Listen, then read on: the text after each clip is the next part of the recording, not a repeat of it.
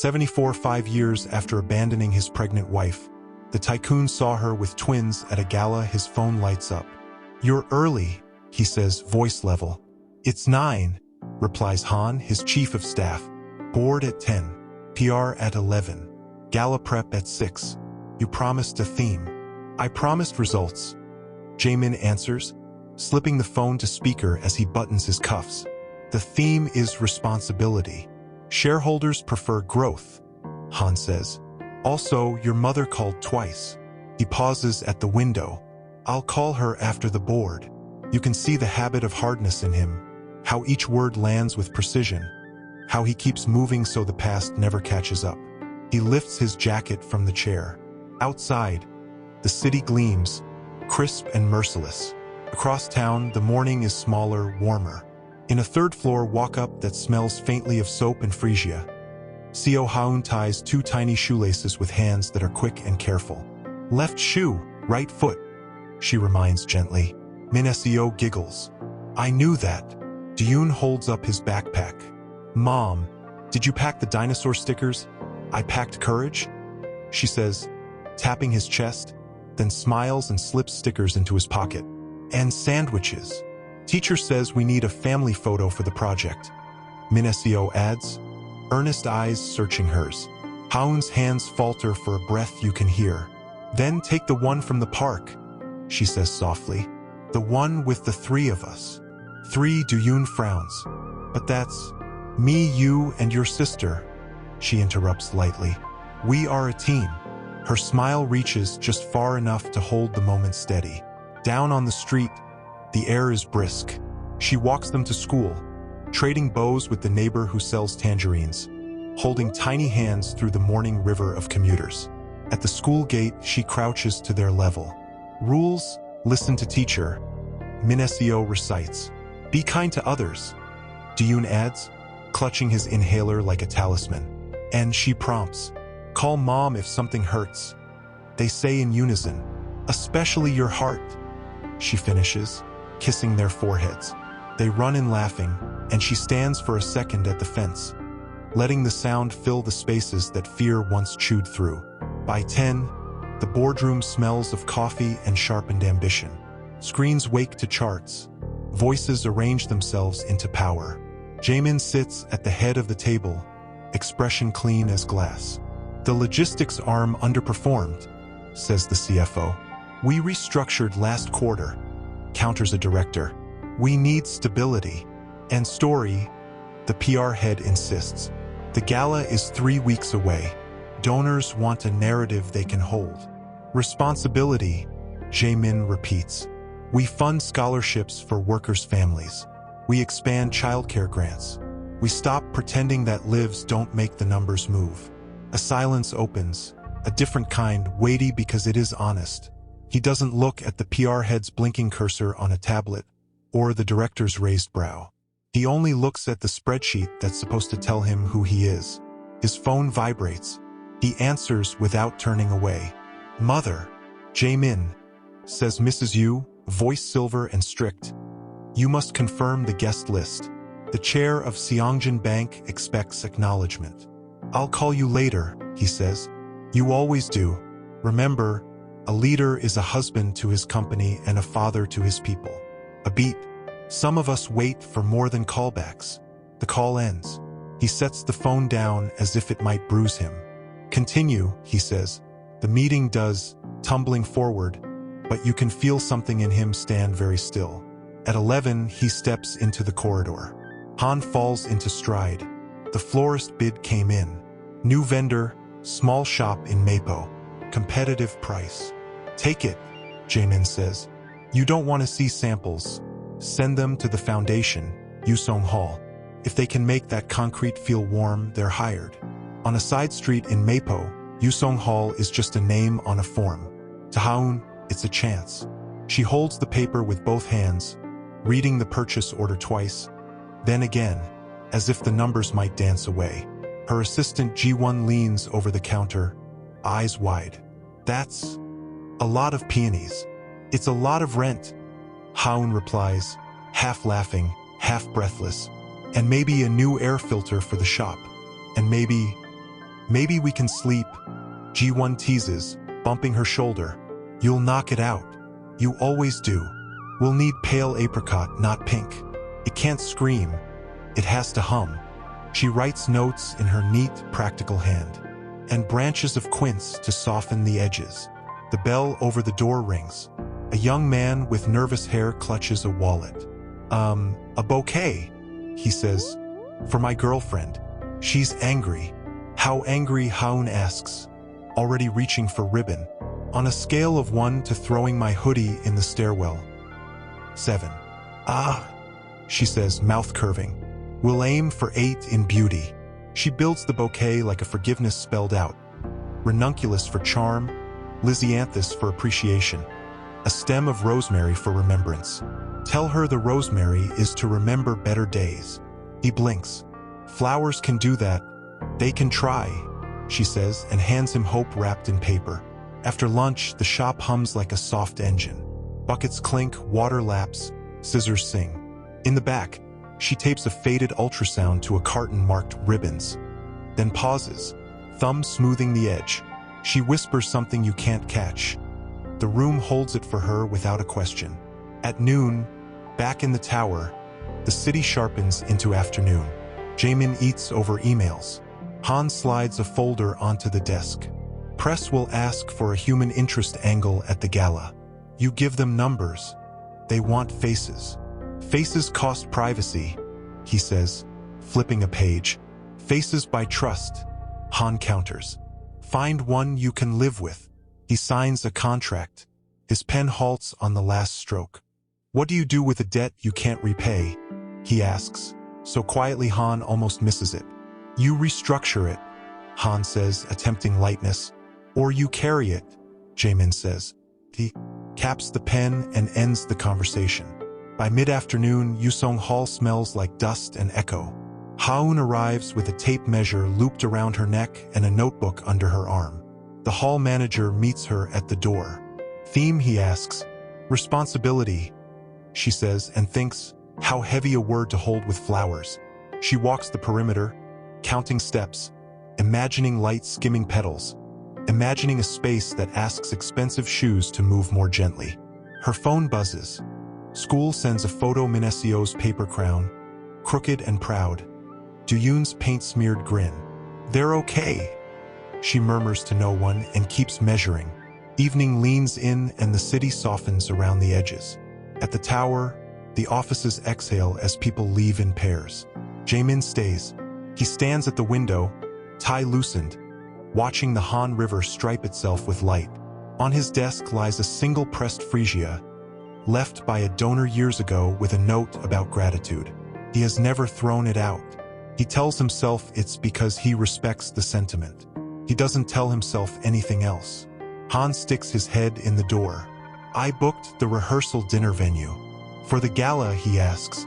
For your mother's friends, Han says. Which is the gala, in a way. Jaemin almost smiles. Go home, Han. You should too. Tomorrow, he says. In the small apartment, bedtime looks like a fort made of blankets and a battlefield of stuffed animals. The twins negotiate treaties. Only one story, Duyun declares. 2, Minecio insists. 1 for each twin. That's sound math, Haun concedes, crawling into the tent made of sheets.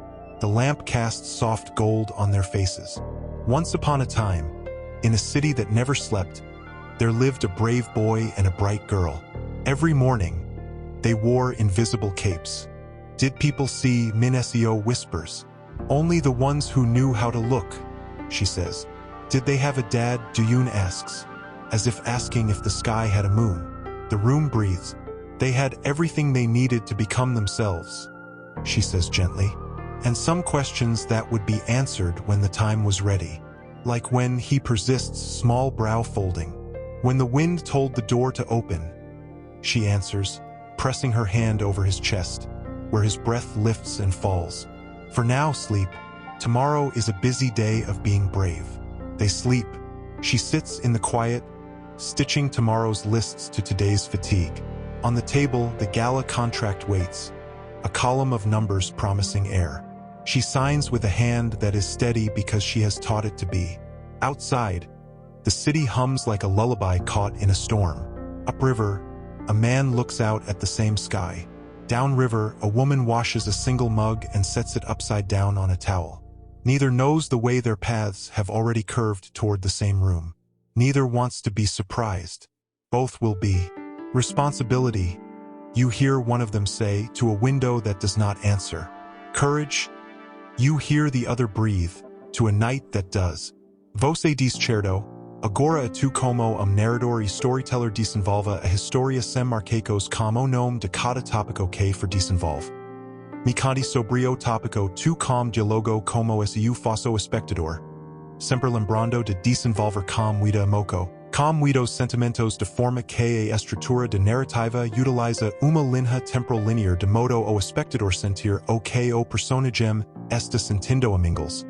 Com 6.000 characters o chat GPT dispensou por 27s the first time he brought her home. The elevator mirrored them back like a question they didn't yet know how to answer. She was in a simple dress, hands still smelling of eucalyptus and waxed leaves from the morning's arrangements. He watched her reflection more than the floors ticking upward. You don't have to be nervous, he said, and it sounded like a promise he wanted to believe. I'm not, Haun replied, a small smile that tried to meet him where he was. I'm curious. The apartment opened onto glass and quiet. A piano held a bowl of perfectly white orchids.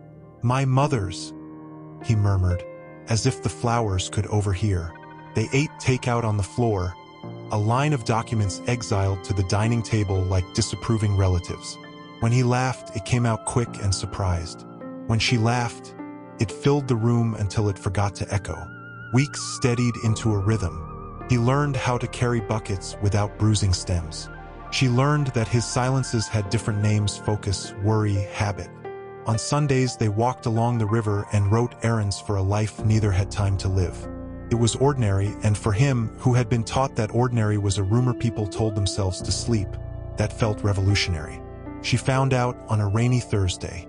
The clinic's hallway was too bright, the doctor's voice kind. Early, the doctor said, smiling at the grainy bloom on the screen. Healthy. She took the subway to his office, the ultrasound wrapped in tissue. In the lobby, she texted, I'm here downstairs. It's important. He came down with his tie loosened. The storm had slicked his hair at the edges. What's wrong? He asked, worry cutting through the businesslike calm. Nothing is wrong, she said, and put the picture in his hand. Everything is starting. He stared, breath snagging. Is this ours? Unless you've been moonlighting as a florist, she said, and then the joke melted because tears got there first. He pulled her in as if the ground might shift. We'll figure this out, he whispered into her hair. We'll make room. For a week, he moved with a secret buoyancy. He tapped notes into his phone at odd hours, childcare grants at the company, prenatal classes, a memory of his father teaching him to ride a bike and how it felt to be trusted. He hadn't told anyone, and the privacy was like a small shelter they built together. Then his mother called him to lunch. The restaurant was low-lit and expensive in the way that encourages people to say dangerous things softly. Mrs. Yu placed her chopsticks down with the precision of a surgeon. I've heard a rumor, she said, voice wrapped in silk. He didn't answer quickly enough. You think love is a raft, she went on, ice cool. You forget what river you're in. It's my life, he said.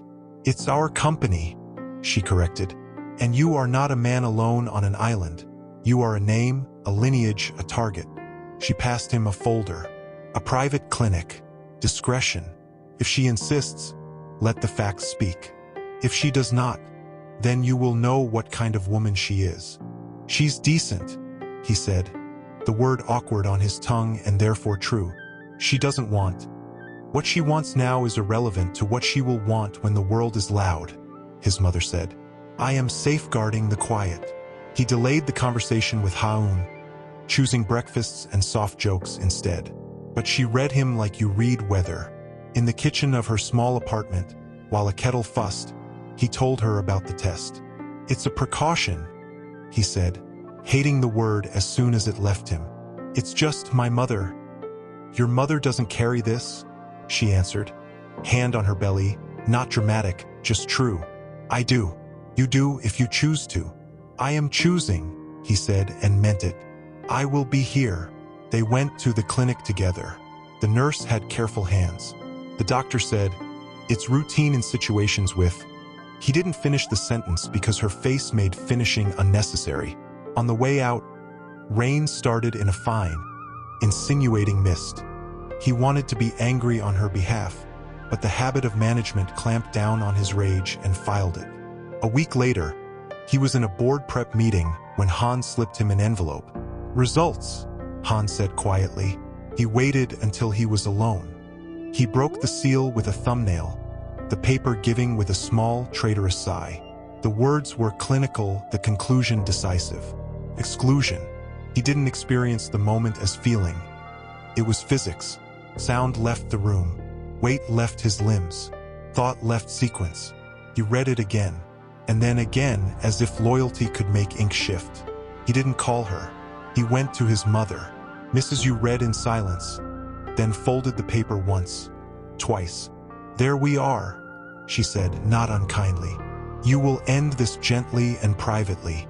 You will ensure her comfort, and you will not invite a scandal into the nursery of our work.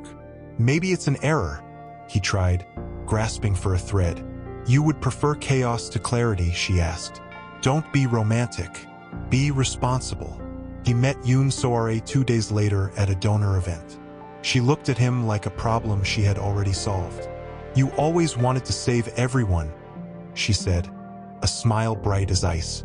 This time you can save yourself. Soare, he warned. Your PR team called me, she said lightly. Of course I agreed to help by doing nothing at all. Imagine the headlines if I didn't. The night he went to Haun's door, the city smelled of fried garlic and wet cement. She opened before he knocked the second time. I made seaweed soup, she said, as if rehearsing normalcy could conjure it. For iron. He stood in her doorway like a man with no right to enter any room. We got the results. She waited. She had a gift for silence that wasn't empty. It invited truth. They say, he swallowed. They say I'm not the father. Something in her face shifted, not shock, precisely, but the kind of pain that recognizes an old echo. They say, she repeated, and set the ladle down carefully. Do you believe it? I don't know, he said, and the cowardice in those 3 words landed between them with a hard thud. You do know, she said quietly. You just don't like what you know. I want to do right by you. He rushed, clinging to the scaffolding of policy. Whatever you need, support, housing, medical, support, she echoed, as if testing a foreign word. Do you think I came to you for a stipend? No, he said quickly. I think you came to me because He couldn't finish the thought cleanly. He took out an envelope his lawyer had insisted on. An agreement. It's standard. It keeps us both safe from. She didn't touch it. From the truth, she asked. From the noise, he said. From the way stories get twisted. The way you're twisting now. Her voice didn't rise. That was worse. He tried to explain the board, the donors, the fragility of markets, the way one scandal could cascade into layoffs and lost pensions. He tried to make the problem appear large enough that the smallness of his faith would look like strategy instead of betrayal. She listened and then asked, "What do you want?" "Jamin, not for the company. For yourself." "I want to protect what I've built," he said, because the habit of that answer was older than this love. "And I don't want to hurt you." "You can't do both," she said, and there it was, the axis of their story. Days blurred. He avoided her calls, then answered too late, then didn't know how to start when she stood in the lobby with a paper bag of mandarins because she remembered he forgot to eat when stressed. He told himself he was buying time. Time bought something else.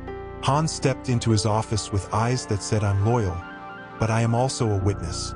"The board wants a statement," he said. "Rumors, whispers. Someone saw you at the clinic." "I'll handle it," he said. "Handle or heal?" Han asked softly. He didn't answer. The last conversation was in the conference room after hours, The city night pressed to the glass like a withheld breath. She came because he asked. She wore no makeup, her hair pulled back, a comb so careful it had to have been stitched one thread at a time. "I found another clinic," she said, placing a card on the table. "We can test again. No press, no board, just us." He stared at the card. "If it says the same thing, then I will raise this child the way I have lived every other day," she said. "With work and with friends and with a heart that keeps going even when people don't." "And if it says different," he asked, which was the same as saying he had not fully left belief behind. "Then you will have to live with what you almost did," she answered. He reached for her hand. She didn't move away, but she didn't step closer. "I am scared," he said, finally honest in the simplest way. "I am too," she said. "The difference is, I didn't let fear make the decision for me." "Haun," he began, and then the door clicked. His mother stood there, composed as a verdict. Behind her, legal counsel, the PR head, papers in a neat stack. "This is already out of our control," Mrs. Yu said. "We will end it with dignity." "Who's Haun?" asked, looking at the stack. The lawyer spoke gently, as if tone could blunt meaning. "A confidentiality agreement. It ensures privacy and provides generous support." "Support in exchange for silence," she translated. "In exchange for peace," Mrs. Yu corrected. Haun looked at Jaemin, not at his mother, not at the man with a pen. "Is this your decision?" He felt as if there were two of him, one who stood beside her in a clinic, and one who stood behind a signature. The one with the power to choose was the one trained to survive. "Yes," he said, and the word was heavier than any document on the table. She took the pen. For a second it looked like she might sign, not because she agreed, but because she was tired and wanted to stop shivering. She set the pen down. "No," she said, "I don't accept money for a story that was never for sale." She turned to go, then paused and reached into her bag, the ultrasound in its tissue. She placed it on the table like a prayer that no one there knew how to answer. "You asked what I wanted," she said to him, voice steady. "I wanted you, not your company, not your approval, just you." She left the room quiet enough to hurt. The door closed with the soft finality of a lid on something you can't open again. He didn't chase her. He told himself it was because the cameras in the lobby were a trap, because running would make headlines, because everything was fragile. He stayed and signed 3 other papers that had nothing to do with flowers or babies or courage. He went home to an apartment where the orchids had started to yellow. In her apartment, she shredded the invitation to a charity gala that had arrived that afternoon, the card elegant and white, her name misspelled. The paper gave way under her hands. She cried, then washed her face, then set a pot of rice, because grief changes nothing about hunger. At night he lay awake, replaying the feel of her hand not moving away. At night she pressed her palm to her belly and said, "We will be okay." She didn't say it to be brave. She said it because the time for other sentences had passed. "Delivery left," Ji-won said, jogging up with tape on her wrist. "Centerpieces secured. The quince branches, perfect. Like a hush." "Good," she murmured. "We're on time." Her phone buzzed. A message from the babysitter. "I'm so sorry, fever. I can't take them tonight." She closed her eyes. "Okay," she said to the air, to the problem, to the version of herself who could handle it. "We adapt." A taxi door opened outside. 2 small figures tumbled out, muffled in scarves, excitement making halos of their breath. "We're here," Minasio announced, dragging a tote bag filled with picture books and a flashlight. Ji-yoon clutched a thermos and the inhaler he had learned to keep like a secret. "I'll set you up in the green room," Ji-won volunteered at once. "Movies, snacks, silence packed. I can help carry," Ji-yoon declared, already reaching for a small box of votive candles. "You can help by being warm," Haun said, touching his hair, "and by whispering." She looked at both of them. "Tonight is important. We are guests in someone else's story. We make it better by being gentle. Like the quince branches," Minasio whispered seriously. "Exactly like that," she said, smiling. On the other side of the hall, PR assistants pinned name cards like medals. Han checked lighting cues, then checked his watch, then checked the weight in his chest he did not name. 10 minutes to the donor arrival, he told the sound tech. Where is the chair? In the green room, someone said. Refreshments ready. And Mr. Kong, the sound tech asked, as if asking about the weather. Here, Jaemin said, stepping from behind the curtain. He was all edges softened by discipline. The suit fit like an apology he would never make. Walk the run of show once more. They did, and his mind tracked each detail until details were all there was. He had trained himself to live at a high altitude where oxygen was numbers and policy. But when he walked into the main hall to check the stage sight line, the air changed. He smelled freesia before he saw it. He saw Quint's shadows sway like a living lullaby. And then he saw her. She stood on a ladder adjusting the tilt of a branch. Sleeves rolled, hair pinned and loose at once. Time made a sound in his ears. Something breaking and something being found. He didn't move. He thought it can't be. Sir Han said quietly, following his line of sight. He went very still, too. Do you want me to? No, Jaemin said, but it came out like a question to himself. She climbed down, tested the tension of a ribbon, nodded. Ji-won rushed up with a small crisis about Table 7's candle count. Haun's voice was calm, the old instrument he recognized. She turned and saw him, not the gala, not the donors, not the years, just a man at the far end of the aisle who had once promised to make room. Her hand tightened around the ribbon until the satin protested. She set it down as if it were made of glass. For a long heartbeat, no one spoke. Then Minasio's whisper carried from the green room door, where she had escaped with a book. Mom, is that the important person? Back you go? Ji-won whispered, gently shepherding her. But it was too late.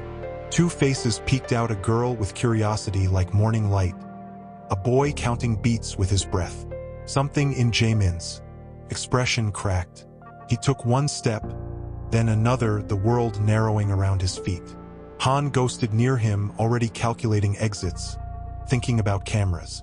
Mr. Kong, a donor cooed behind him, oblivious to the weather system rearranging the hall. Your theme, what a word. Excuse me, he said, not looking away from the past that stood in front of him, arranging flowers for his future. Don't, Haun said softly, as he reached the arrangement. Not here. I didn't know you were. His voice avoided the word back, because what did that make the time between working? She finished. Yes, I'm here to work. His eyes flicked to the green room door. Those children, she said, and that was not an invitation. Everything in him wanted to ask 1,000 questions that all had the same shape. Instead, he said, Can we talk? After, she said, because dignity is a promise you keep for yourself.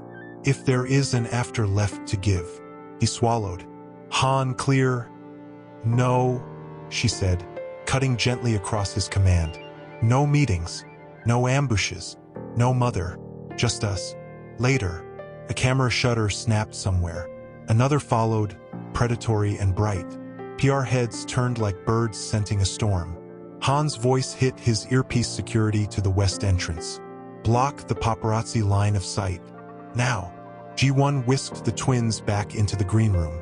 Game time, she whispered, too cheerful. Hide and seek, but we hide our faces from lightning. Lightning is noisy, Ji-yoon murmured. He sat on a chair, fingers tight on the thermos. The inhaler lay within reach.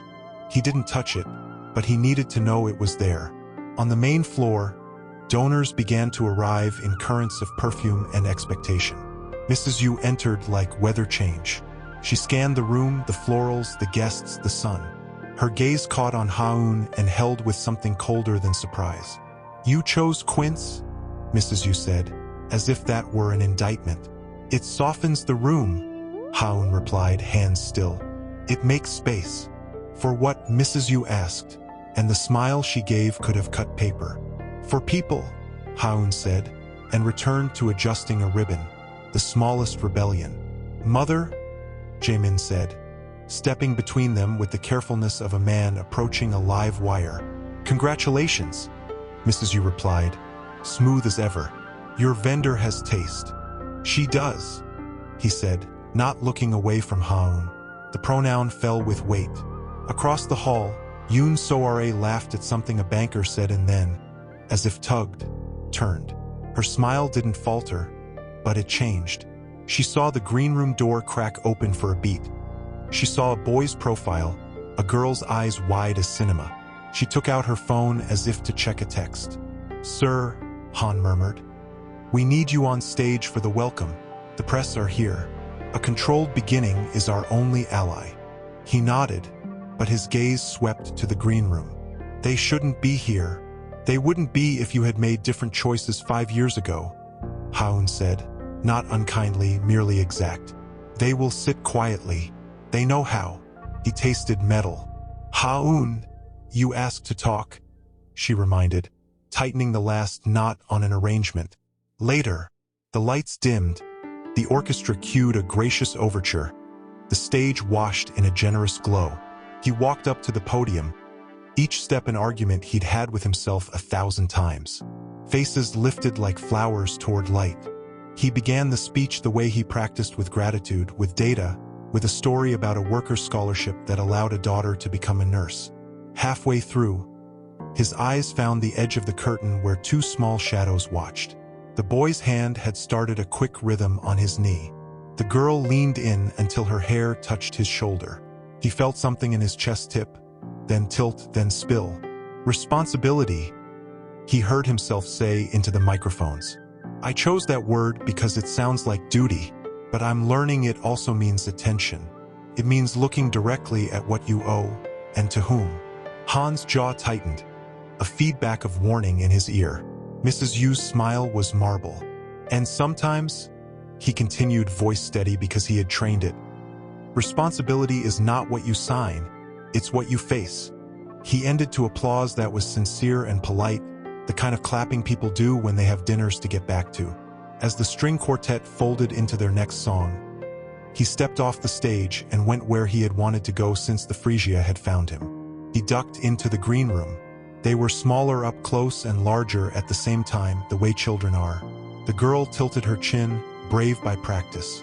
The boy looked from his face to his shoes, counting some private math. Hi, he said, the word poor currency. I'm a client, Minacio supplied, guarded. Mom said. She also said your music was nice. Dune added, then coughed, just once, like a reminder the body gives when the room gets tight.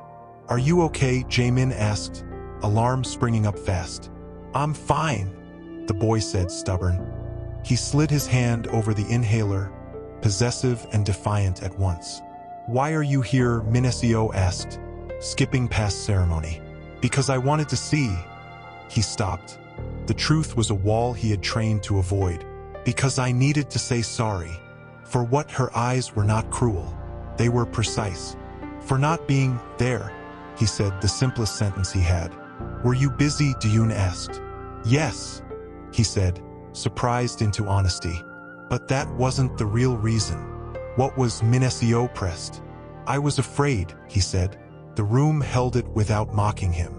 It was a relief so sharp he almost swayed. The door opened. Haun stood there, calm like a held breath. I asked for later, she said. This is later, he answered, hearing how small that sounded against all the hours he had ignored. She looked at the twins. Water, we're okay, Minacio reported, then lowered her voice. But there are noisy cameras. We'll leave soon, Haun promised. Can I? He began, then stopped. May I walk you out just to the car? Yes, she said after a beat. On one condition. No statements, no speeches, no mother. Agreed, he said, meaning it and meaning more. They moved together down the side corridor, avoiding the brightest angles of the hall. The quartet's music drifted after them like a polite ghost. At the door, a flash exploded. One photographer who had slipped the net, angles hungry and hands quick. Eyes down, G1 hissed, swinging a toad up like a shield. Mr. Kong, a voice called, delighted, predatory. Are these, sir? Han's voice came from somewhere, urgent, already negotiating, already paying, already building a wall out of logistics and apology. No comment, Jamin said. But for once the phrase tasted like an abdication. He shifted so he stood between the camera and the kids. He raised a hand, not as a threat, but as a quiet. Enough.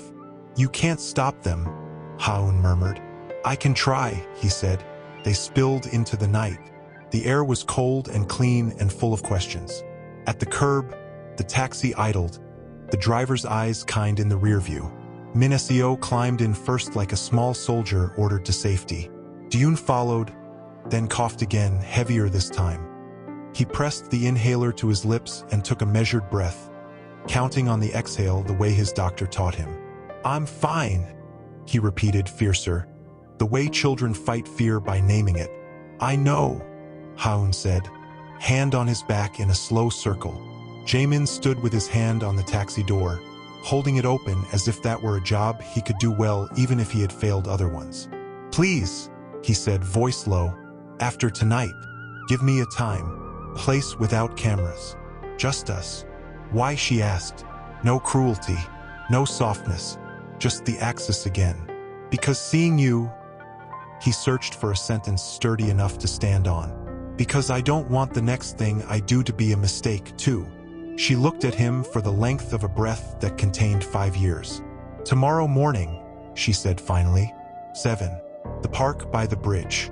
The bench under the ginkgo.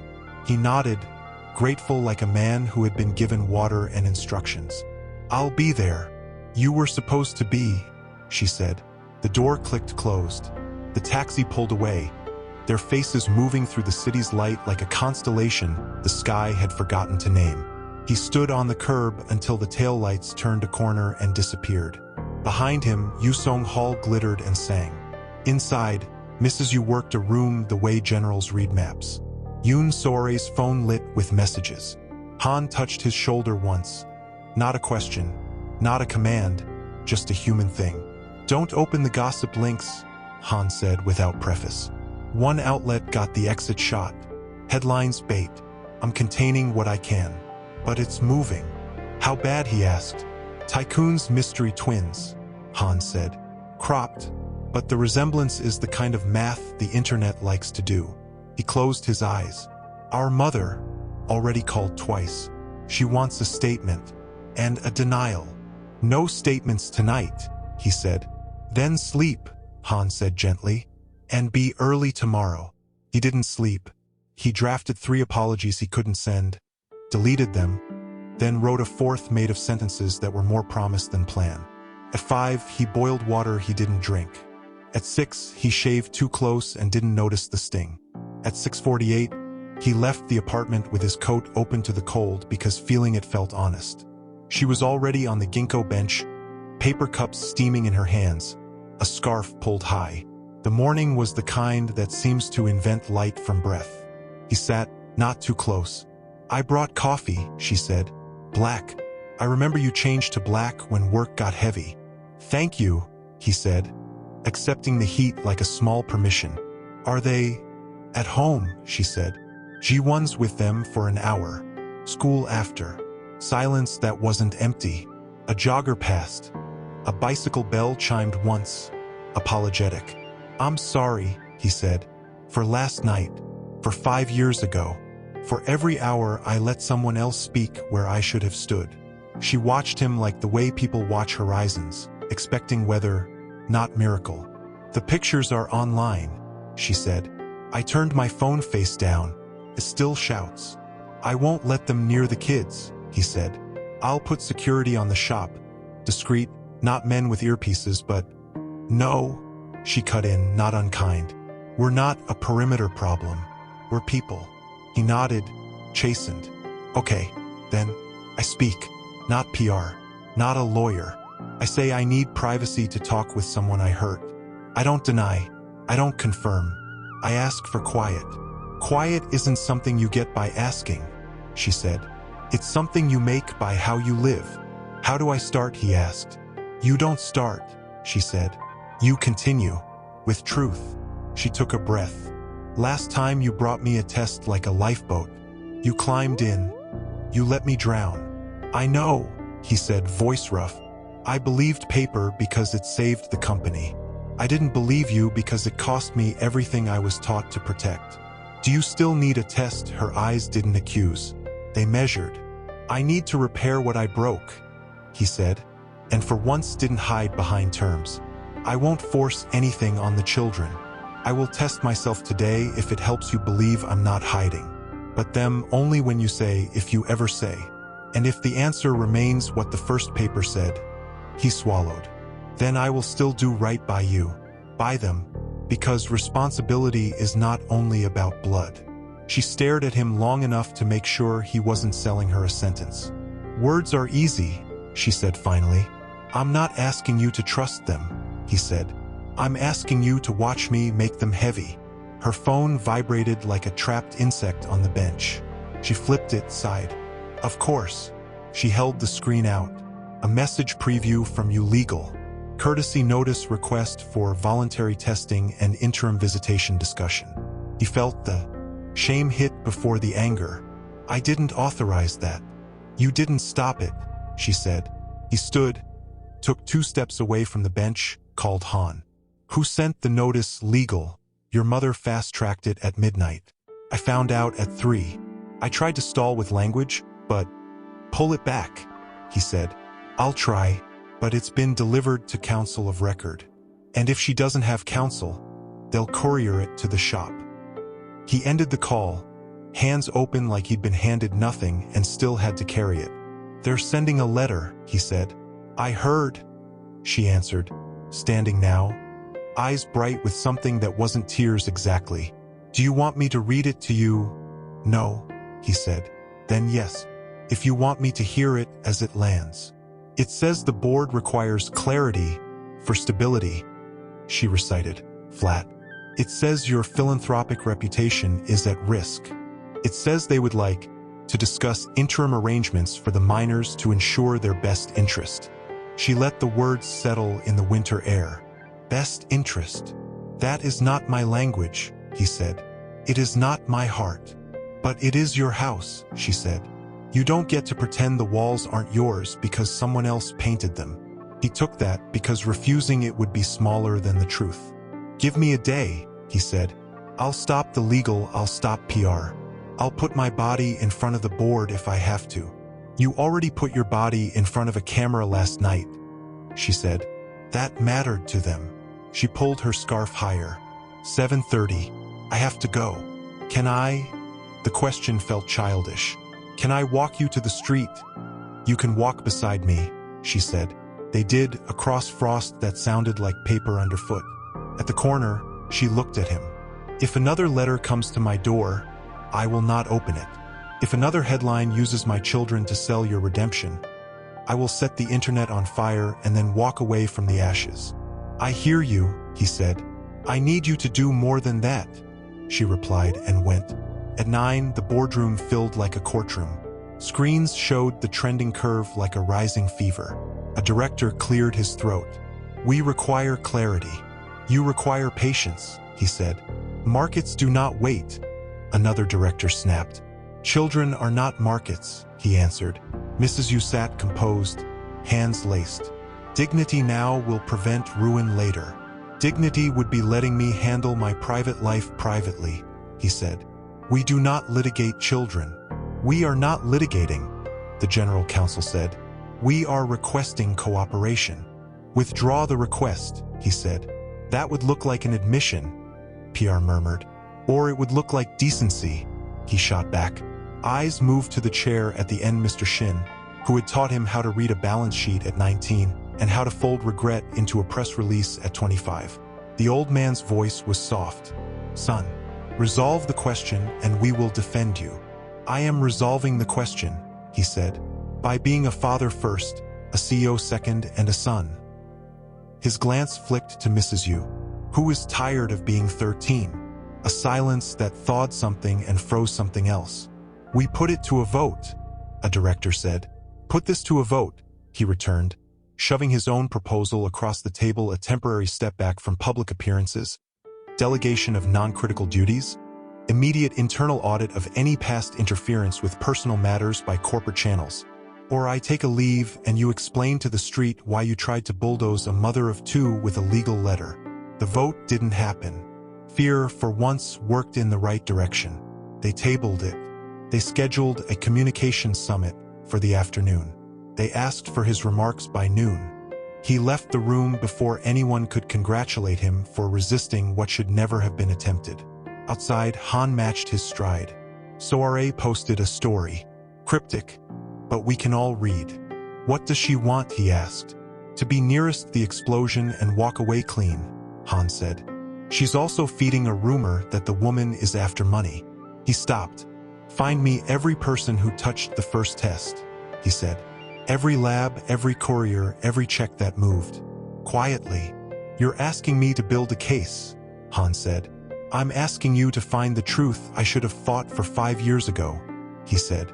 At noon, a courier in a navy jacket pushed open the florist's door. The bell rang. The shop smelled like cut stems and children's shampoo.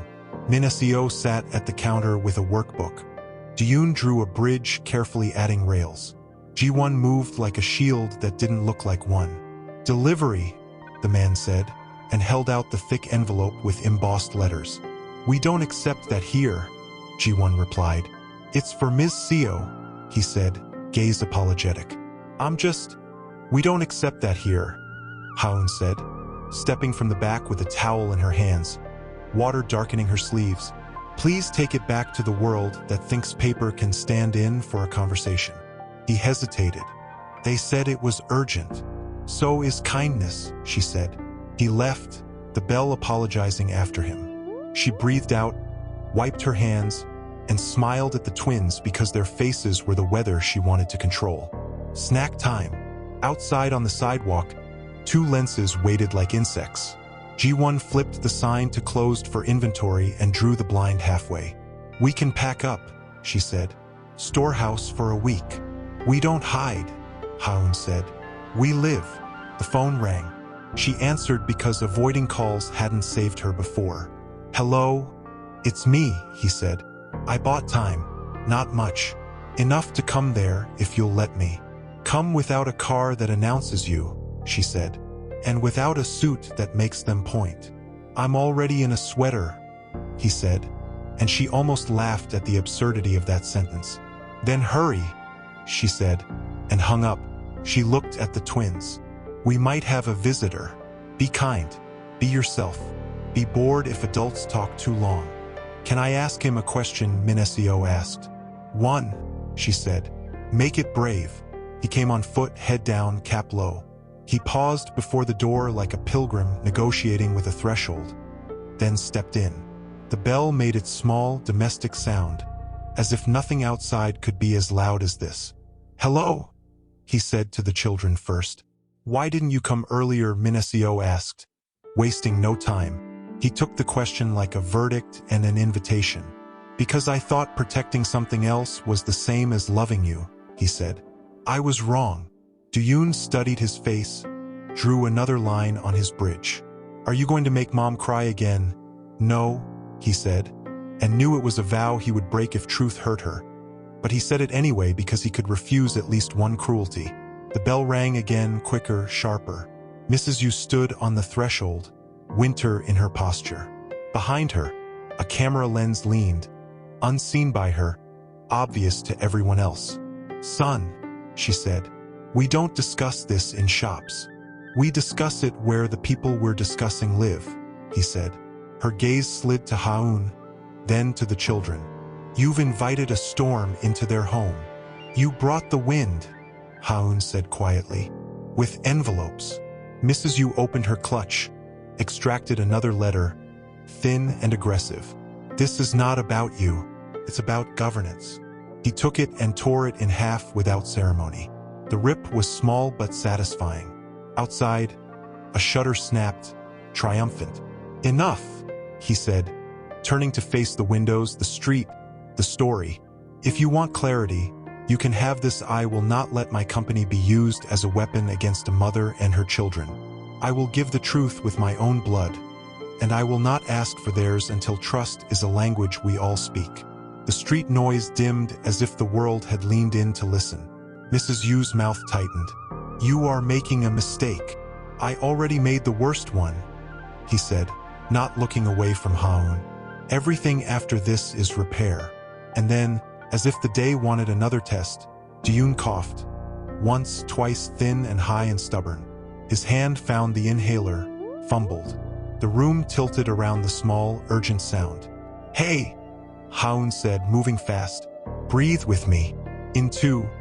The boy's breath caught. Jamin stepped without thinking. May I, he asked, hands open.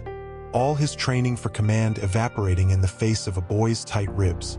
Haun looked at her son, then at him, and the second felt like a decade. Yes, she said. Now. He knelt to the level where the world is big and frightening and can be made smaller by steady voices. Look at me, he told the boy. Count my fingers. 1, 2, 3, good. He fit the inhaler, timed the press with the inhale, counted the hold, exhale, again, gentler. The boy's shoulders eased a fraction. The room started to breathe, too. That's it, Jamin said, still kneeling. Count again with me. 1, 2, 3. 4. The boy whispered, indignant and relieved at the same time.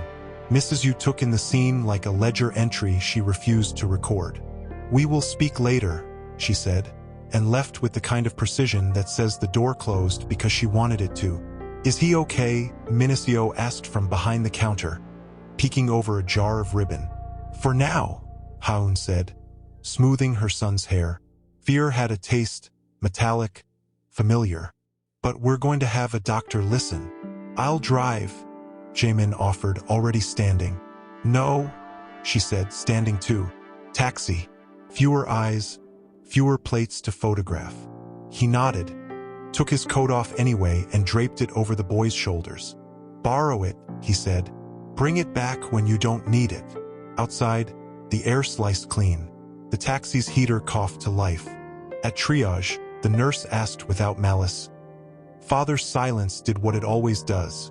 Made a cliff. Haun held her son's hand. Family friend, she answered. It stung them both for opposite reasons. Any history of hospitalizations, the nurse asked, efficiently kind. When he was 3, Haun said. Viral trigger. We manage at home unless... She looked at her son's chest, the pull under his ribs. Unless... The nurse nodded, clipped a pulse ox to a small finger, set up a nebulizer. The mask made a soft space around the boy's face, steam turning him into a little cloud. Minicio drew a picture on the waiting room clipboard, a ginkgo tree, for stick figures, a bench. Across the hall, fluorescent lights hummed. Haun's hands remembered another hospital. White sheets, a cry that tore and then soothed. No one's hand to hold but her own. Her breath thinned. She sat, then stood, then sat again. Do you want water? He asked, as if water could outrun memory. She shook her head. Do you want a pace? She asked back. He almost smiled. Yes. Then sit, she said, because learning to stay is also a kind of pacing. Minutes stretched. The boy's shoulders softened. The numbers on the monitor climbed to a truce. The doctor came, listened, frowned, listened again. Good response, she said, but there are residual wheezes. I'd like to monitor him an hour. Okay, Haun said. Thank you. The doctor looked at Jamin, then back at the chart. You can both stay, she added, not asking titles. He sat in the corner, hands clasped because he didn't trust them not to reach out and take what wasn't his to take. The green digital clock advanced in small, democratic steps. In those steps, he counted every time he hadn't been here when he should have been. When discharge came, the doctor spoke about inhaler technique, triggers, a written plan. Have you considered an air purifier for the bedroom? She asked. The fine dust index is up this week. We will, Haun said. I'll send one this afternoon, he said at the same time. She glanced at him. You'll send a list of models and I'll choose within my budget. He didn't argue. I'll send the list. On the sidewalk, the city had resumed, indifferent and enormous. He stood with his hands in his pockets, like a boy outside the principal's office. Can I take you home? You can walk beside me, she repeated, and the 4 of them moved like a small procession that did not want to call attention to itself and could not help it. At the building door, Min-seo tugged his sleeve. "You can visit again," she stated, as if writing a law. "But you have to knock 3 times and say the password." "What's the password?" he asked. She leaned close. "Courage," she whispered, and ran upstairs laughing, already forgetting she was supposed to be solemn. In the stairwell, quiet fell. "Hospitals are hard for me," Haun said, not looking at him. "They smell like 6 hours of no one coming." "I know," he said. "I didn't come." "You didn't," she agreed. "But you were there today when it mattered in a different way." "I want to be there when it matters in the same way," he said. "Not as a guest, as—" He stopped before the word could make a promise she hadn't offered. "Don't name it," she said. "Do it." "I will start with what I can fix today," he said. "No more legal letters. I'll call the lab that ran the first test and ask for chain of custody logs. I'll check who paid them when I should have asked then. I'm asking now. I'll also—" He looked at his shoes like a confession. "I'll call a therapist.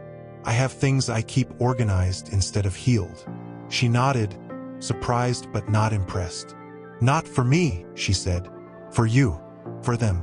So you don't teach them to file their feelings until they can't find them." He swallowed. "For us?" he said softly, then corrected himself. "For them." She opened the door, paused. "He'll sleep for a while.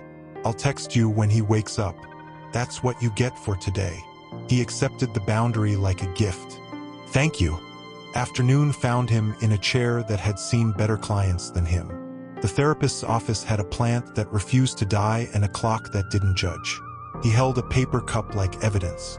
"Why now?" the therapist asked, the ordinary question that opens unusual doors. "Because I built a fortress out of being useful," he said. "And a child couldn't breathe inside it." "That sounds like a metaphor." "It was a child," he said. "Breathing is not a metaphor." She waited. He found something he hadn't planned to touch. 5 years ago, I let paper stand in for trust. Told me what I wanted to hear. I told myself I was protecting thousands of workers. If I'm honest, I was protecting the boy I was when love meant conditions. "And the man you became?" she asked. He learned to call control another word, he said. "Leadership, prudence, responsibility." "What do you want?" she asked, and he flinched, because wants were messy and therefore unbillable. "I want to tell the truth without calculating the stock price," he said. "I want to stand in a flower shop and not think about angles. I want to kneel without making a headline of it. I want to be chosen by a child who doesn't owe me anything. And if I'm not chosen, I want to be decent anyway." "What will it cost you?" she asked. "Power," he said. "Or the version of it I've been addicted to." They talked about lines drawn by fear and how to step over one without erasing the others. He left with homework that didn't fit in a calendar. Pause before deciding. Count to 10 before defending. Name what scares you before you name what must be done. Evening pressed its forehead to the windows. At the shop, quiet unspooled like string. Diyun slept in a nest of blankets on the couch. Min-seo colored a paper crown. Ji-won guarded the phone like a bouncer. "Message from a blocked number," she warned as Haun emerged from the back with a laundry basket. "Do you want to see or should I delete?" "Show," Haun said, "because you can't fight shadows by pretending rooms are bright." The text was a sneer in polite spelling. "Take the money and stop pretending. Men like him don't change. You'll ruin your children's lives. No name, no need for one." She stared at the words until they were only shapes. "Delete," she said. "And block." The bell chimed. Han stood in the doorway with a box that looked like groceries and wasn't. "I come with a peace offering and an apology," he said. Ji-won eyed him. "Depends what's in the box." "A portable purifier," he said, lifting the lid. "2, actually. 1 for here, 1 for home. Filters included. And noodles.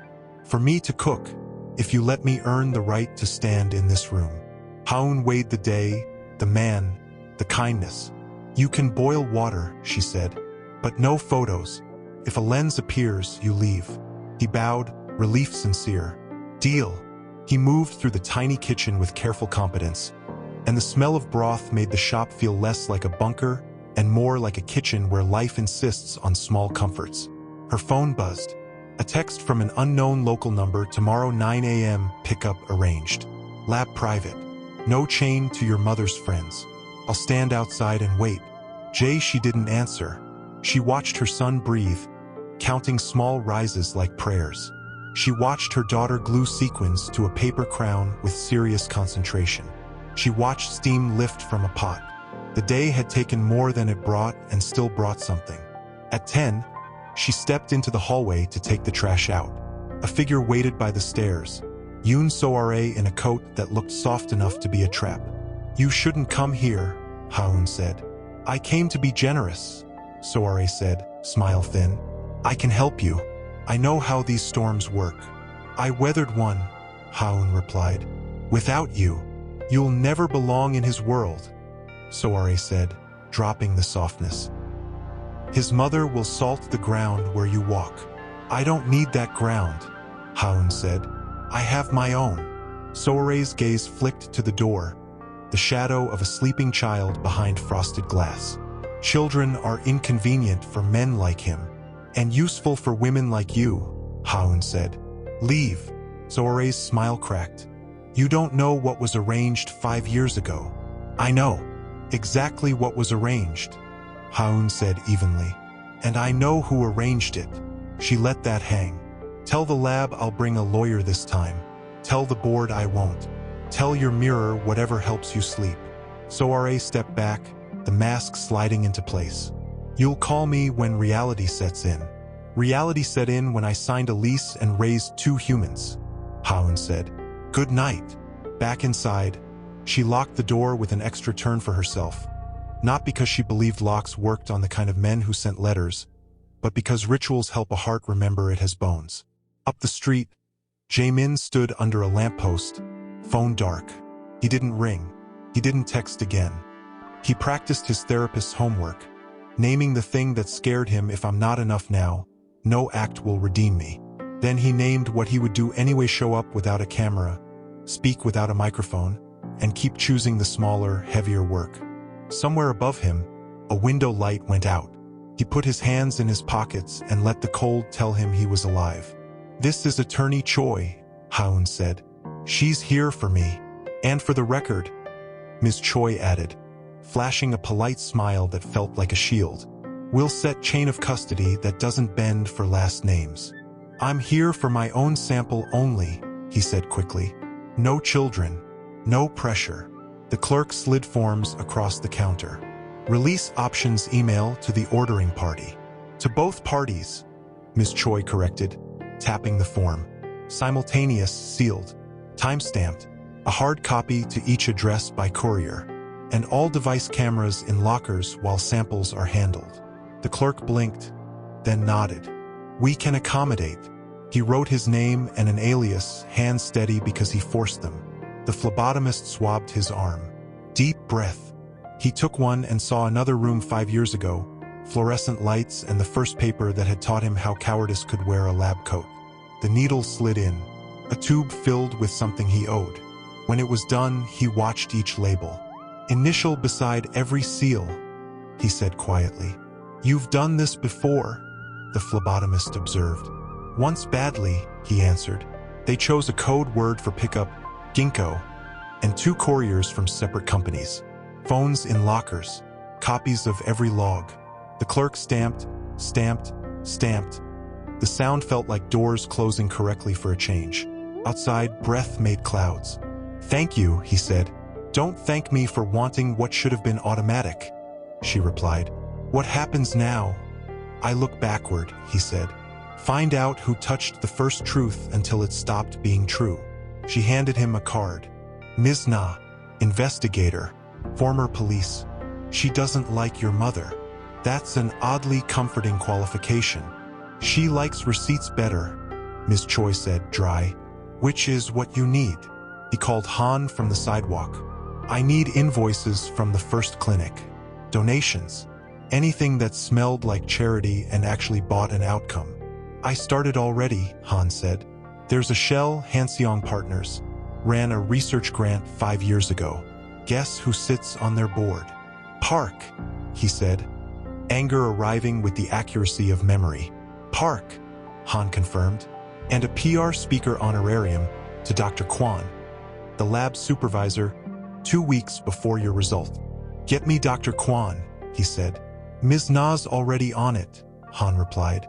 She said to meet at 3, cafe by the courthouse. She will order barley tea and make you wish you'd never lied in your life. At the shop, the purifier hummed like a soft and stubborn promise. Duyun slept longer than usual. Minacio built a city of crayons and lids. When he woke, his breath was clear enough to make rooms feel less narrow. Message at noon, she texted him. He's okay. Good, he wrote back, and had to stop himself from typing 15 other sentences that would only be weightless. At 3, the cafe windows fogged against the cold. Ms. Na sat with her back to a wall, her coat unbuttoned like a dare. Beside her, a woman in her 50s stirred barley tea without tasting it. Dr. Kwan, Ms. Na introduced. She doesn't like me either, but she likes fairness. I liked my job, Dr. Kwan said, voice even, but I like sleeping more. He put his palms on the table. 5 years ago, a test said I wasn't a father. Dr. Kwan's gaze didn't flinch. It said what it was told to say. The cup in his chest cracked. Told, not a direct order, she said. We don't send emails with please falsify. We get budgets slashed and then a donation arrives. We get a call from someone very important who uses the word expedite in a tone that means deliver the outcome that stabilizes his life, not the one that describes hers. We get labeled samples that pass through too many hands and a courier who signs with a name that isn't his. Chain of custody, Ms. Choi asked. Pen already moving. Broken, Dr. Kwan said. She slid a photocopy across.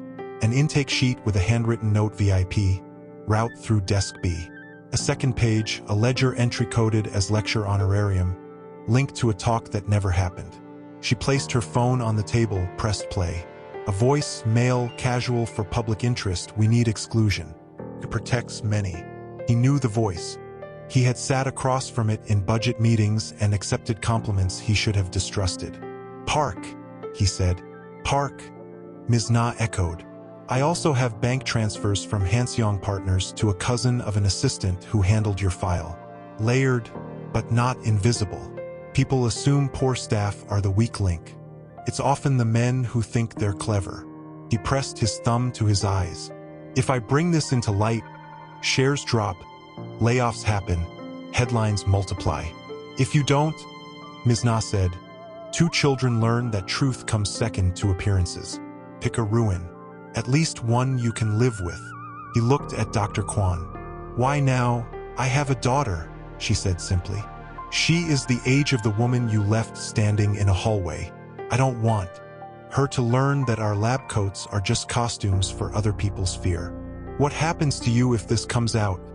I resign, she said. I already wrote the letter. He swallowed. Thank you. Don't thank me for waking up late, she said. Bring it to the oversight board and to the police. If you take it to TV first, it becomes entertainment. He nodded. Oversight, then law, not cameras. When he stepped back into the wind, the sky had the color of a bruise healing. He called his mother and got voicemail. He didn't leave a message. He called Park. Conference call at 6, Park said, crisp, unaware the ground had shifted. We'll meet sooner, he said. Garage 4, level C. Now. In a garage, Park scoffed. We're not in a drama. We are, he said and hung up. Concrete held the cold. His footsteps ticked like a metronome. Park arrived with a scarf and a sneer. You have 10 minutes before my real work. Did you buy my result? He asked. Park laughed. Language, Mr. Kong. I funded research. You bought a lie and put it in an envelope, he said, stepping closer. You told yourself it was for the markets. You told yourself you were saving wages. You told yourself what thieves always tell themselves, that numbers make it clean. Be careful, Park warned, amusement thinning. You're grieving a fantasy. You'll drag all of us with you. You will resign tomorrow, he said, and you will give a statement to the oversight board. If you don't, I will deliver Dr. Kwan's ledger and your voice to the prosecutor. And I will tell the board that I either lead a company that can survive the truth or I don't lead it at all. You won't, Park said lightly, but a vein at his temple ticked. You don't know how to live without this building. I didn't know how to live without her either, he said. And yet she survived me. Park's phone buzzed. He glanced and blanched. What did you? CC'd you on the oversight complaint? Han's voice said from behind a pillar, stepping out with a folder and a calm that didn't reach his eyes. One copy to your personal email, one to your wife's, one to your favorite journalist who owes me a favor and knows how to sit on a story until the police move. You're finished? Park hissed, wheels finally touching reality. No, Han said. You are. He gets to decide what finished looks like. Park left with his scarf and his pride trailing. The garage echoed after him like a rebuke. Night set the river on fire. He stood on the bridge where leaves had fallen months ago and only the bones of the ginkgo remained. He typed to Haun, I have proof of interference. Not with you, against you. I'm taking it to the board and the authorities first. If you want copies, I'll bring them to Attorney Choi. No publicity from me. Tell me what you need. She didn't answer at once.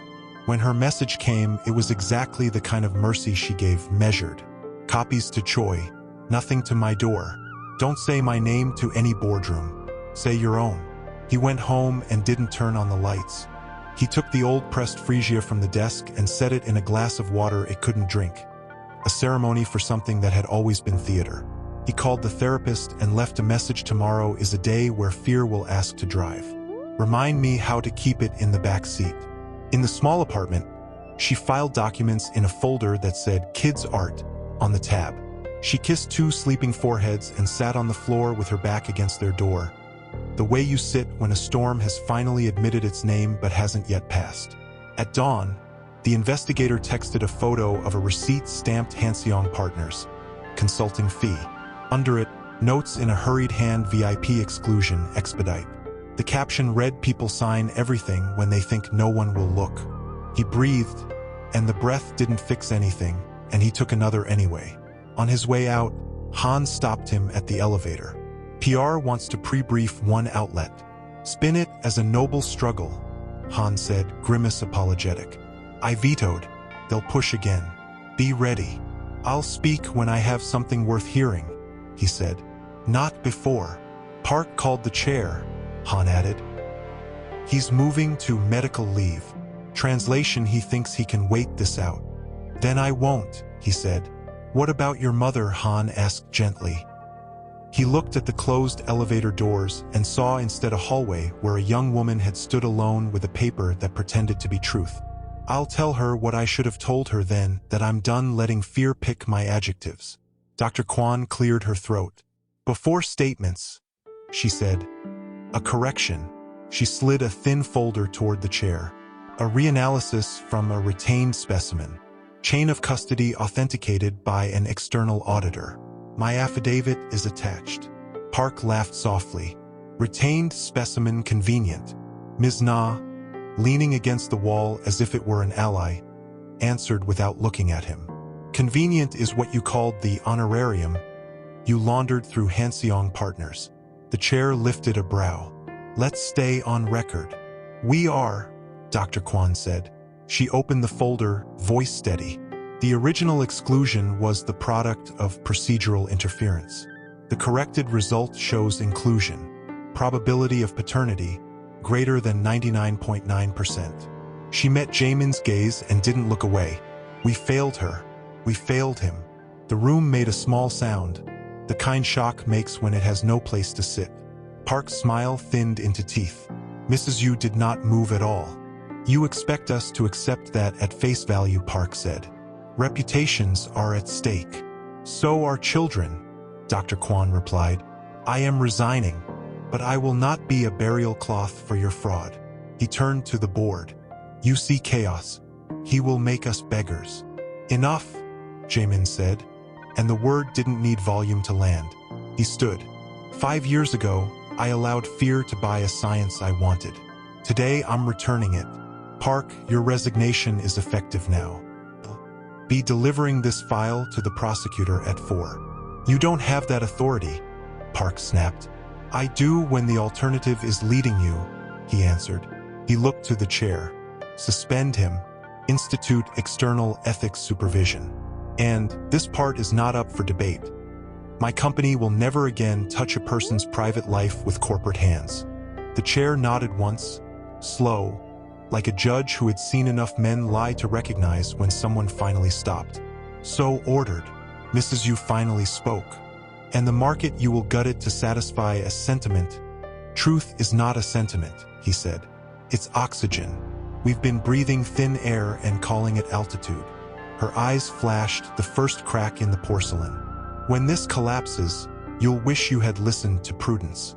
When this collapses, he said gently, I'll know it isn't because we told the truth. By the time he reached the lobby, his phone buzzed with a message from Attorney Choi. Courier delivered sealed copy to my office. Confirmed. I will hold, not leak. He texted thank you. Then to Haun, I have proof. I will speak tonight, but I won't say your name. If you want me to stop, I will. If you want me to continue, I will do it without spectacle.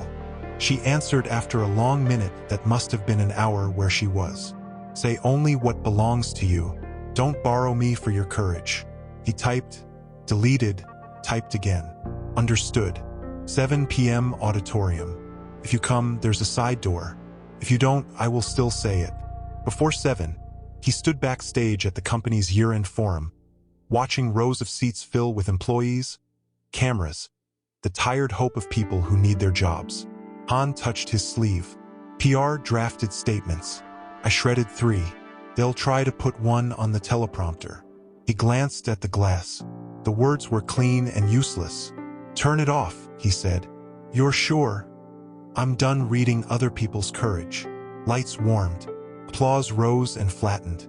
He walked into it feeling the strange steadiness that comes when you finally stop negotiating with yourself. Thank you, he began, voice catching on the simplest words. I'm supposed to talk about projections and philanthropy. Today, I need to talk about responsibility. The room went quiet in a way numbers never earn. Many of you saw headlines, he continued. You've heard whispers. 5 years ago, I received a lab result that told me I was not a father. It was false. It was purchased. I believed it because it protected what I was taught to protect. I failed a woman I loved and the children we made. A rustle, shock, relief, knives sheathed, knives drawn. I won't use their names, he said. I won't say their faces. I will say this: I am their father. The proof is with the oversight board and will be with the authorities within the hour. An executive at this company interfered. He has been removed. I will submit myself and this firm to external ethics review, and I will step back from public duties until the board confirms that our house can tell the truth and keep standing. In the third row, someone began clapping, tentative, unprofessional. It spread like warmth finds fingers. He lifted a hand. The sound dimmed. I owe apologies, he said, turning from the cameras to the crowd. To employees who had to answer questions I created. To partners who watched me weigh stock price against integrity. Most of all to the people I hurt because I chose fear and called it prudence. Backstage, a door opened a fraction. A familiar scarf, a familiar stillness. She didn't come forward. She stood where light and shadow made space for undecided hearts. He took a breath that felt like stepping onto ice that might hold. This company has funded scholarships that teach people how to save lives, he said. I intend to run it as if lives are what we care about. If you need to leave us because we are messy now, I will shake your hand. If you stay, you will help me build a place where lying is more expensive than any admission. He stopped. No teleprompter could have told him what came next. I'm not asking for forgiveness, he said to a woman in the wings who might never give it. I'm asking for the right to repair. He left the stage to an applause that felt like weather turning, not victory. Han intercepted him with a phone. Prosecutor on 2. Walk with me, he told the dial tone, already moving toward a side corridor. He handed a folder to a waiting officer at the service entrance. A transaction without ceremony. Dr. Kwan signed a statement with a hand that didn't shake. Park, somewhere, was dialing a lawyer with the speed of a man who recognized gravity too late. He turned. She was there. Not close, not far. Her eyes were steady, and it hurt in a clean way. "I didn't use your name," he said first, because that was the promise he knew he had kept. "You used your own," she said. Finally, they stood with a metal door on one side and an exit sign pulsing faintly above, as if the building itself wanted to teach them about leaving and staying. "I can write a plan," he offered, and then laughed once at himself. "I always write plans. You asked for weight, not paper. Paper can hold weight if it carries action," she said. "Here's mine therapy, not for a month but for a year. Boundaries with your mother enforced by you, not by me. No PR access to our children's breath or birthdays. A co-parenting agreement written by Attorney Choi that names holidays, school pickups, sick days. You keep showing up when there are no cameras, and you keep shutting doors when there are." "Yes," he said to each line, hearing how different that word sounded when it wasn't buying time. "And a trust in their names. I won't dangle money like a leash. It will be theirs." "Good," she said. "And one more thing." "Anything," he said, and meant it in the only way that matters daily. "You stop trying to be heroic," she said. "You learn to be consistent." He exhaled a breath he didn't know he was holding. "I can do. Boring. Boring is a sanctuary they deserve," she said. A commotion rose at the end of the hallway, press pushing a door that security hadn't fully secured. Hans stepped into the gap, voice firm, palms open.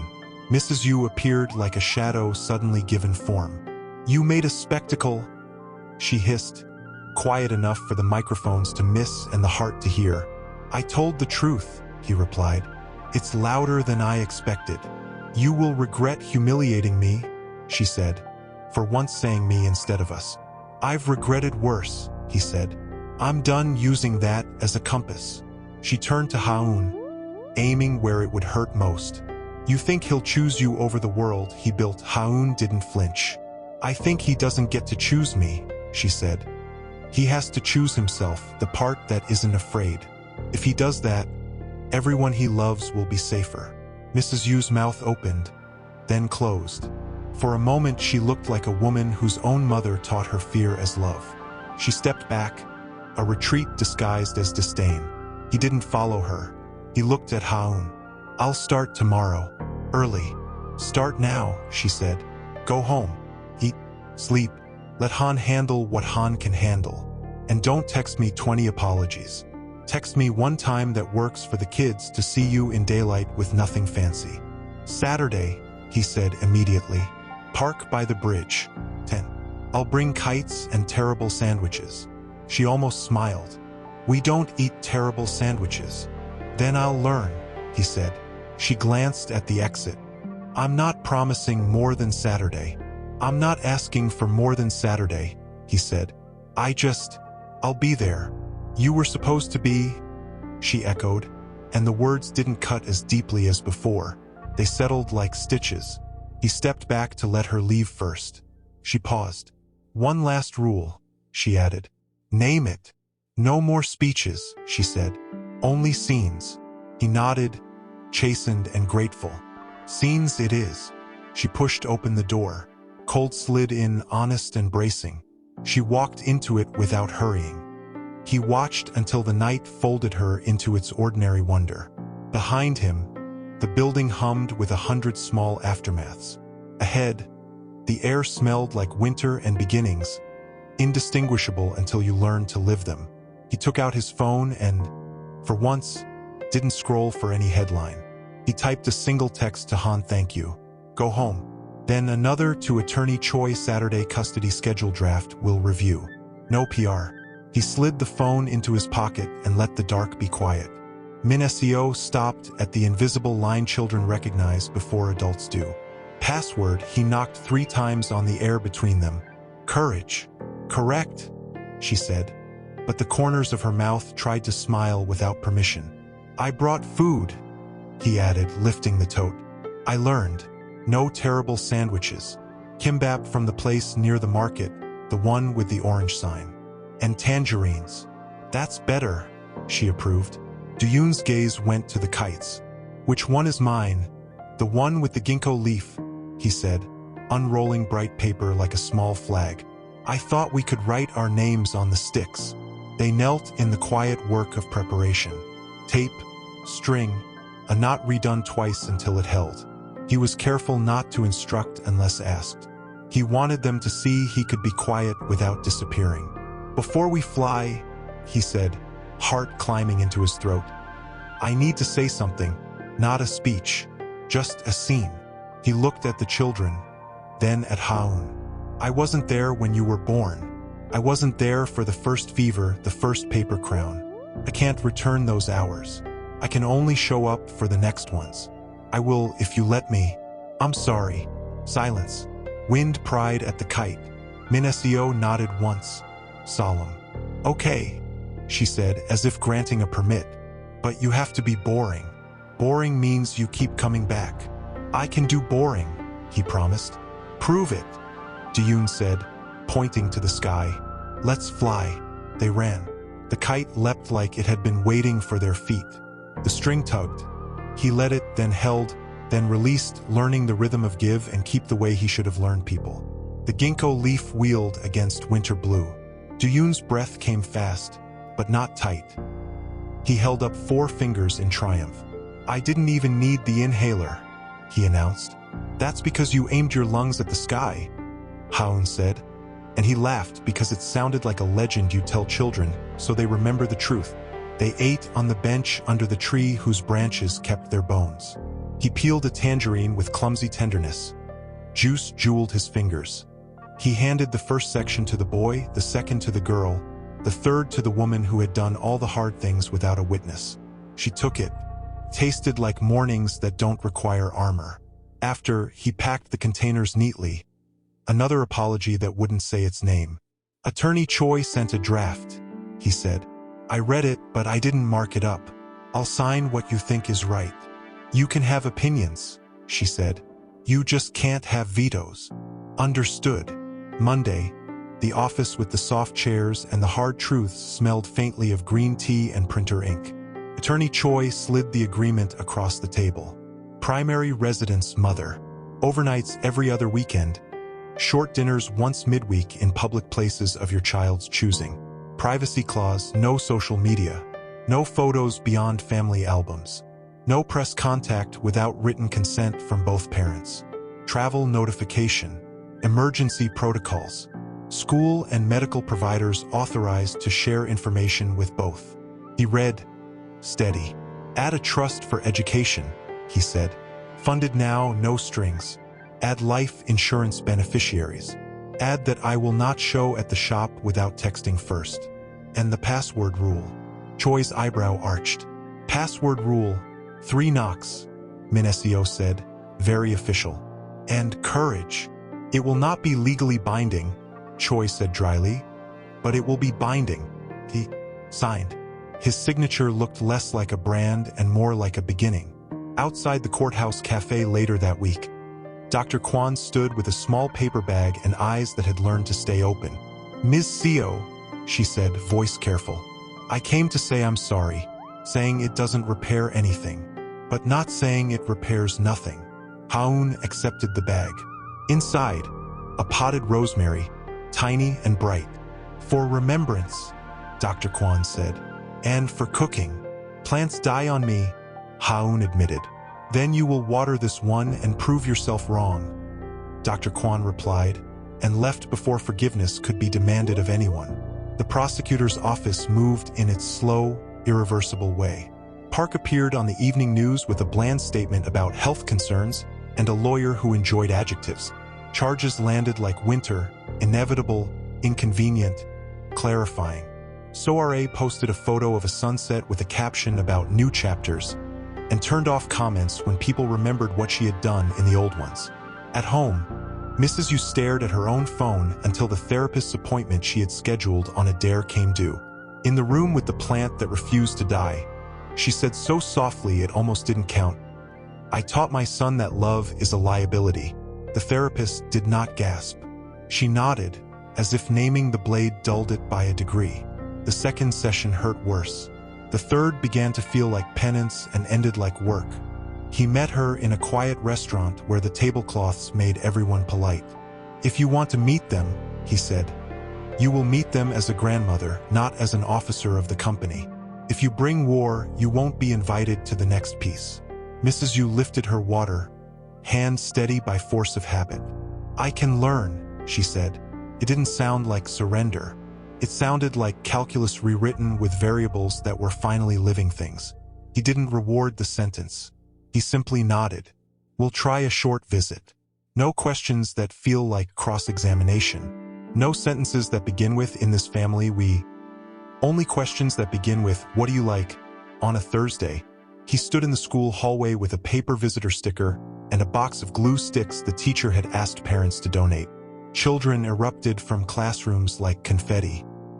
He waited until two familiar faces scanned the crowd and found him, surprise choosing joy before caution could catch up. "You came," Minacio said, as if she hadn't written the rule herself. "Boring," he reminded, offering the glue sticks like a bouquet. "I brought the equipment." On Friday evening, he knocked 3 times and said the word. He took the recycling to the curb because the bin was heavy. He repaired a wobbly stool. He learned the precise way Diyun liked his inhaler spacer cleaned. He didn't post a photo of the paper crown drying on the back of a chair. He washed dishes. He left before bedtime because the agreement said so, and rules kept everybody taller. At work, external auditors colonized conference rooms. He sat for interviews and answered questions that made pride itch. He moved Park's nameplate to a box. He watched Han sleep at his desk and covered him with a coat. He wrote a long email to the company with no buzzwords and one sentence that cost him something. "If you ever feel we are becoming the kind of place that uses people as props, tell me. I am learning how to listen." Weeks edged forward. The internet, bored, found other fires. The shop kept smelling like cut stems and beginnings. The purifier hummed. The rosemary, stubborn, lived. He learned what time the garbage truck came and moved his car so the shop's delivery van could avoid a ticket. He learned how to braid paper into lanterns for the twins' classroom display. He learned how not to touch his phone when a child was telling him about a crayon city. One evening, Mrs. Yu sat on Haun's small couch, hands on her knees like a student, the air thick with hibiscus tea and caution. The twins regarded her as if she were a rare animal you might feed from your palm. "What do you like?" she asked, halting. "Please." "Dinosaurs," Diyun said immediately. "Being in charge," Minacio added with cheer. Mrs. Yu considered this and then, with such sincerity it shocked the room, gentle said, "I do not know enough about dinosaurs. Can you teach me?" A book appeared. A lesson began. She listened. She did not offer one rule. Later, on the landing, she said to her son without drama, "I was wrong. It wasn't the whole map, but it was the right compass point." Spring leaned in. Quince budded in buckets at the market like promises that would keep themselves if given minimum kindness. On a Sunday, he carried a branch into the shop. "For the window," he said. "It softens the room," she answered, accepting it like a truce you earn one morning at a time. They stood arranging the branch so it looked inevitable. He glanced at her hands, remembering the day his own trembled at the sight of her on a ladder. "I know what you don't want," he said quietly. "You don't want a grand gesture. You want a schedule that keeps showing up." "I want a life that doesn't scare the children," she said, "and a person who doesn't confuse them." "I can be that person," he said, "even if I am not your person." "That is the correct order," she replied. At the park, they flew kites again. The sky was different. The string felt the same. He taught the boy how to reset a tail when the kite wobbled. The boy taught him how to name a cloud after a dinosaur. The girl timed their race to the tree. "You lost," she informed him. "I am practicing losing," he said, breathless and happy. "It seems useful."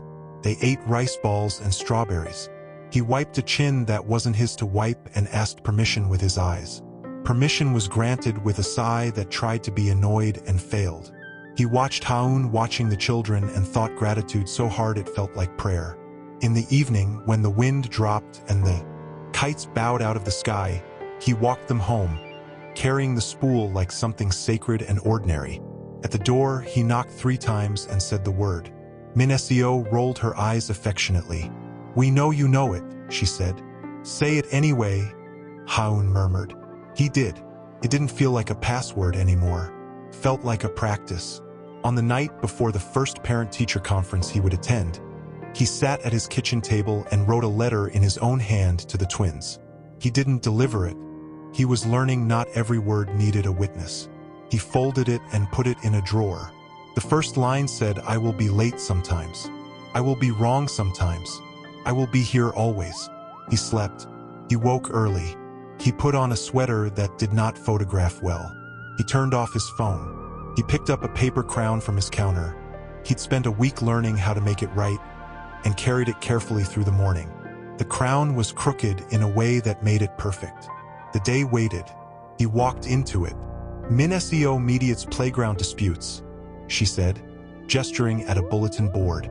She asks, "What do you need right now? It works more than it should." "That's her mother," he murmured.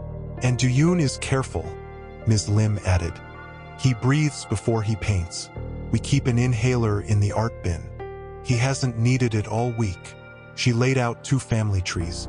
On one, a branch had been left blank and carefully erased. On the other, a leaf had been added with small, determined letters APA. He touched the paper without touching it. "Thank you," he said, the words heavy because they cost him 5 years. The hallway buzzed with parents arranging schedules and apologies. On the notice board, a city flyer had been tacked up with indifference redevelopment notice, Mapo Block 7. Public hearing in 30 days. The little map wore a red square where Haun Street lived. She read it once, twice.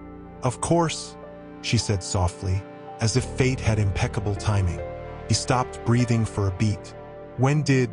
"Today," Ms. Lim answered. "They posted them in all schools. Families will need to plan. Outside Airbit. I can buy the building," he said, too quickly, the old reflex slipping on.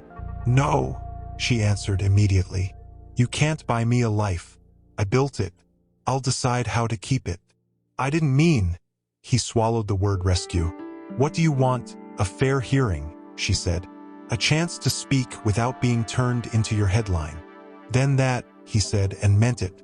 They convened at the shop after bedtime with paper cups and a list. G1 spread a neighborhood map on the counter. "The developer is Myri Urban Renewal," she reported. Phone open. "Council liaison is Assemblyman Huang. Soare's uncle chairs the advisory board." "Of course he does," he muttered. "We don't attack people," Haun said. "We defend a street." She wrote petition, small business coalition, ward meeting, press statement, "No kids, no names." Then, to him, "You stand behind us. If your face turns this into a feud, you leave." "I'll be invisible," he said. "Be boring," she corrected, and his mouth tipped. "Mrs. Yu surprised everyone by calling first." "This is poor optics," she said, and then, after a pause visibly taught by therapy, added, "Tell me what help looks like that does not steal your voice." "Call Huang," he said. "Ask for an open hearing in a room without marble. And don't attend unless you can listen." "I can try," she said, as if the word were an unfamiliar but interesting spice. They papered the street with flyers the next morning.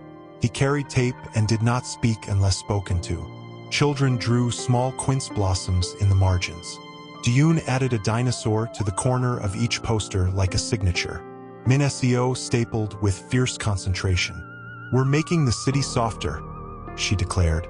3 nights later, the ward office smelled like overworked radiators and barley tea. Folding chairs scraped the floor. A developer rep in a sleek coat stood at the front with a slide deck about vibrant mixed-use corridors. Soare slipped in, sunglasses at night like a habit she couldn't break. Cameras waited with their hunger just inside their bags. Assemblyman Huang cleared his throat. "We're here to hear concerns." Haun rose. No quiver, no flares. "My shop is not a corridor," she said. "It's where apologies get wrapped in paper and people remember birthdays. Kicking us out will make the block louder and meaner. If the city wants vibrant, Let it include places that teach patience. The developer smiled like a man who sells futures. We will offer relocation at market rates. Generous. Generosity is not moving us to where our customers can't walk. G1 shot back. So RA leaned to whisper at Huang. He tilted his head, listening, the old pull of gravity toward money. Jaemin felt the urge to stand and slice the air with his last name. He held himself in his chair. Boring, he reminded the leap in his bones. Be weight, not noise. Any other voices? Huang asked, already angling toward adjournment. Mrs. Yu rose from the back. Plane will coat. No entourage. Heads turned. I am here as a resident, she said. The room blinked. I dislike noise. I like mornings where I can hear myself think. I like the flower shop that has saved 3 of my friendships and 1 of my own poor choices. I also sit on boards that imagine cities like playgrounds for capital. I am learning we must include benches. This block is a bench. A murmur. Huang adjusted his tie. Noted. And a question, she added, eyes on the developer. Who profits from the honorariums that eased your permits? Her voice was silk over steel. Silence shifted. Cameras peeked out of bags like prairie dogs. The developer stuttered a denial. Ms. Na, from the aisle, lifted her phone with a PDF already glowing. Public records request, she said. Receipts. We can read them together or send them to the ethics committee. Huang coughed. We are instituting a 90-day moratorium while we